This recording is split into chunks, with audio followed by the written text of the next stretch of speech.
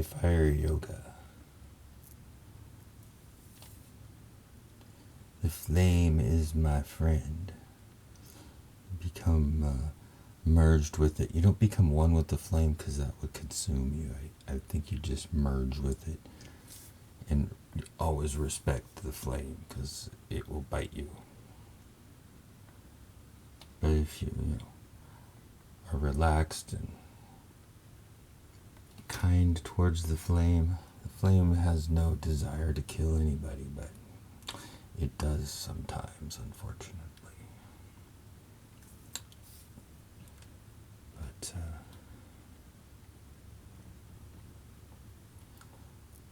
purifying the flesh, right? All the sparklies. Wherever I'm sparkly, I just kind of like toast the area that the sparkles are, and something is released.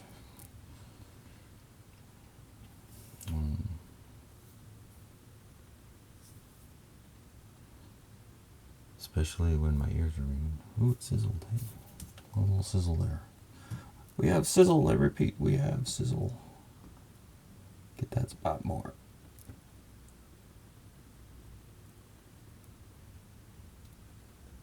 I think it's along meridians. So, this may be somewhat akin to acupuncture, except not acupuncture. Acuflame? Yoga fire. Right? Because the same meridians are in the body, and I can follow these pathways along. Just it's like chasing the whatever is being vaporized off and out of my skin. It's not so much to do with anything with hair. It's like a fungal infection that's through the hair follicles. It's through the skin too. It's in the pores. It's like, all through all of that. So that's actually what I'm getting at. Is just that there's no other way to get it out of the skin, apparently. I mean, maybe there is. I haven't, the best things that have worked have been mud, and mud, like real mud. It's hot mud in the mud bath. This stuff right there, alcohol, very light alcohols, and fire. Fire like candle, sure. But sometimes you don't have time for the candle. Like, I don't know, he's late for work. Ha, that's funny. I was thinking about getting a job, actually. We'll see. This is a torch, right?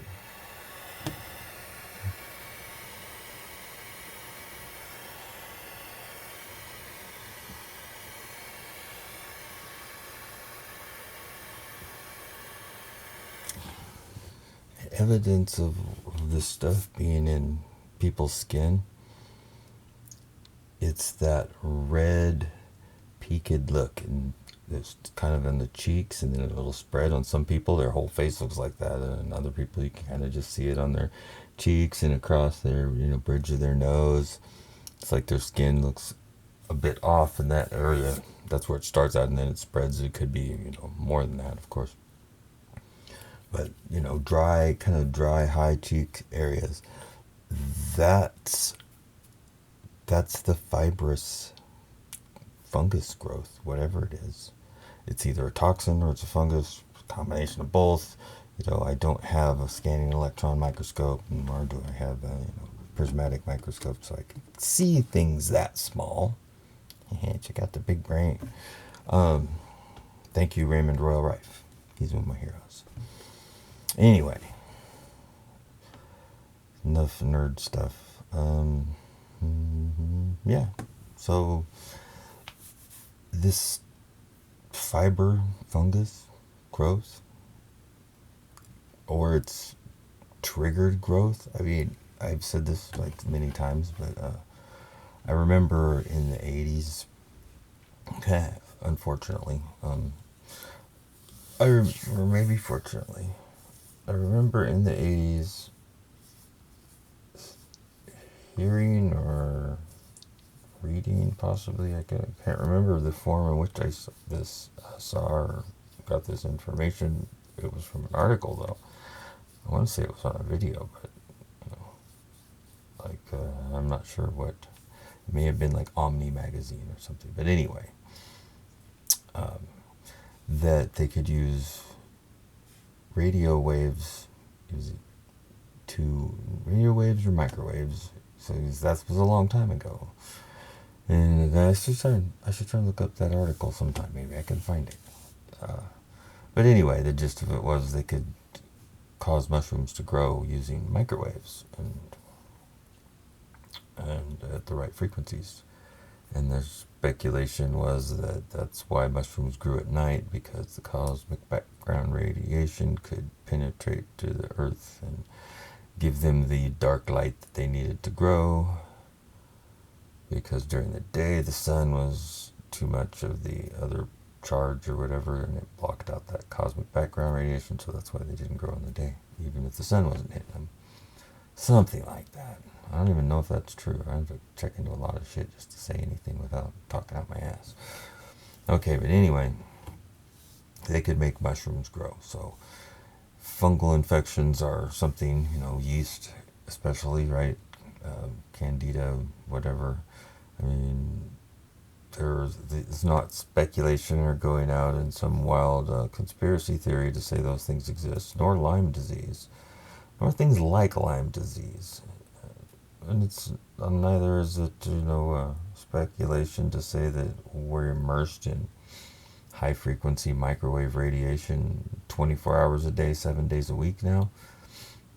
And it's further, for my personal take, not speculation to say that there are way more airplanes flying over our homes and businesses and towns, and especially at low altitude, not to count Kimberly T. Rails planes. It's way too many, like ridiculous levels, and then this, hardly any for a day or two, and then heavy flyovers continuously, day and night, and then it stops again, right? Like there's no pattern to flights, whatever. Anyway, those are my three on that. What am I rambling on about? Because I'm kind of tired, but I wanted to make a video. Because I'm just burning, and that's really all I got to do. This is my night routine video, right? I was working on the boat here. Let's see, is this thing going? Sure is. 8 minutes. And I finally got the name, so it's kind of I made stencils out of some of this foam board, and then I kind of did a practice run on there for this to go on the back, but not like this. It's going to be Grand Tartary. So both of these should fit across the back at this size. Back there somewhere, except on the outside, of course. Been sitting here listening to Mind Unveiled. They got a great channel. I like all their stuff. Okay, let's see here. This will be my boat tour. No, it's not quite a boat tour. It's a little too messy still. Let's see. There we go.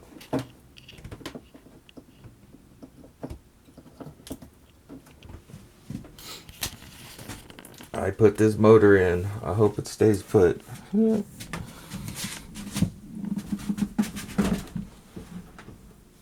It's 2003T. That's like, I believe, a 200 cubic inch 3-cylinder turbo. Don't quote me on the 200 cubic inch part, though. I'm not sure about that. The first motor I got to replace the motor that was in it that was rusted till it was like an anchor. I couldn't get it running. It was just a little 14 horse, and then as I was looking for motors, I was like, well, screw it. If I'm going to have to pull the damn motor, because it about broke my back trying to put the little motor in here. This one was somewhat difficult, to say the least, because it was just enough bigger that the motor mounts I had and the angles didn't want to come out correctly. Like back here, you can kind of see that when the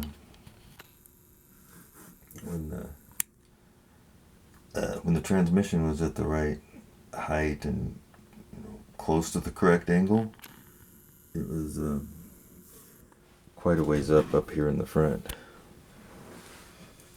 Having the mount having to be, eventually I settled on this with this stainless square tube. It's pretty stout stuff. And it's bolted with two great big old bolts into the plate that runs down under the motor mount, which is like the toughest steel I've ever seen in my life. I could barely even get a tap to go into it, even if it was just barely touching it. It's tough stuff. Anyway, it's solid. This side is basically the same, but it's right at the front of the piece there. How did I do that anyway?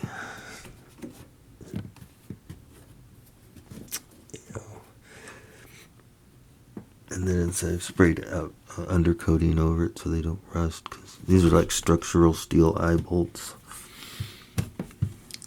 that they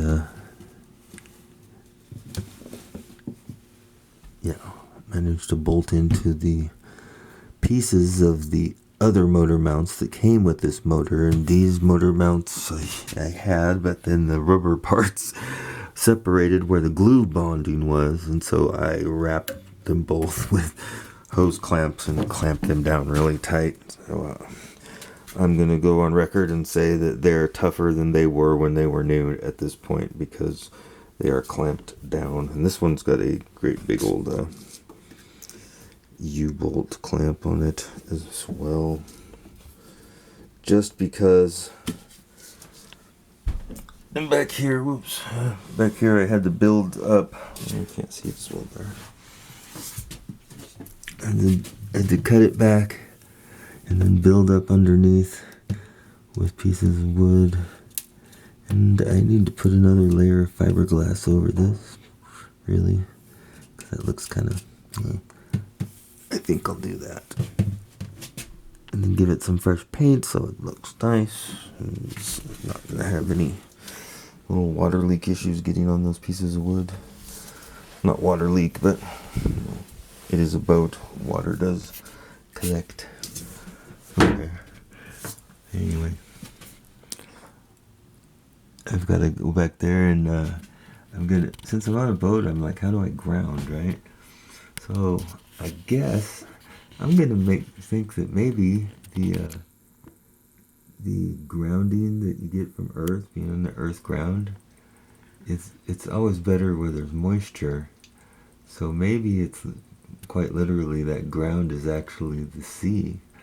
The sea is the ground, and it's just its ground potential is being drawn to it from Earth through the soil. Anyway, there's some lag bolts right there that go through to the sacrificial, I think it's in sacrificial zinc, sacrificial something, plates for charge that builds up so that it doesn't build charge on the engine and the components and mess up the prop, I guess, by contributing to some sort of deterioration of it that has to do with electrical charge, and that's about as far as I know on it. But anyway, there's the ones not with anything on. There's nothing on that second one back there. I'm going to run a wire up here so that I can have that for my grounding pillow or whatever. We'll see how it goes. Whoops. Look over the heater.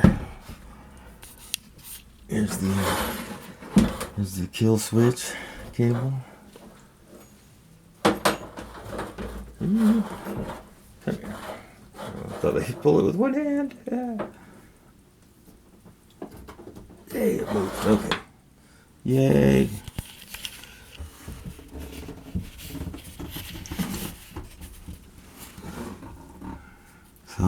to get back there. Get to that. So I could put on glasses. Would that be interesting? I wonder. Let me check the transmission oil here.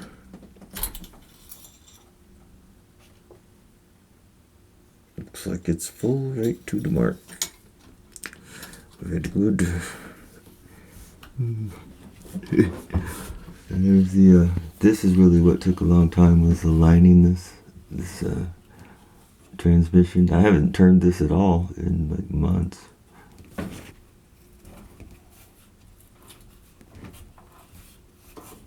Very nice. That took me a long time to get that right, considering the fact that I had to make the motor mounts and they were so janked up, and I'd never done it before, so I wasn't really practiced with that kind of stuff. What I ended up with is pretty damn solid, I think. And it seems to be balanced fine, because I had it, at least 2/3 to 3/4 throttle last time I had it out. The tack wasn't working, so I'm gonna have to figure that out. But yeah, so and there's Lowrance for the chart plotting and depth. And I guess tomorrow I'm going to take my stencil pieces.